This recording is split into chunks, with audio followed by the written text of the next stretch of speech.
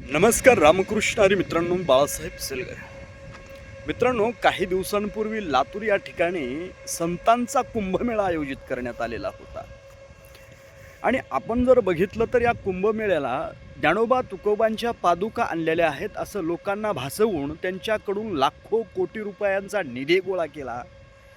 आणि आपण जर बघितलं तर त्या पैशांचा मोठा अपहार करण्यात आला, भ्रष्टाचार झाला. त्यामध्ये कोट्यावधी निधी असणारा साधू संतांच्या नावाने जमा केला. आणि एक हरामखोर महाराज तो पैसा घेऊन पळून कुठेतरी जाऊन बसलेला आहे. अरे तू निश्चित निर्दोष आहेस.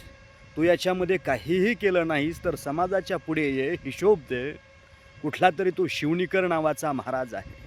अरे तुकाराम महाराजांनी कर्जाच्या वह्या इंद्रायणीमध्ये बुडवल्या म्हणून आपण बोंबलत सांगतो लोकांना. आणि त्यांच्या नावाने तुम्ही असणारा पैसा उकळताय, भ्रष्टाचार करताय, या थोर परंपरेला काळीमा फासण्याचं काम करताय.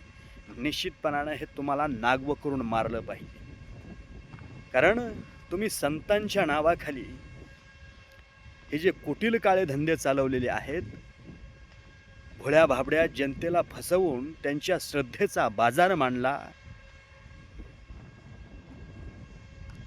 आणि असणारे हे कृत्य करताय. लाखो लोक त्या ठिकाणी जमा झाले होते.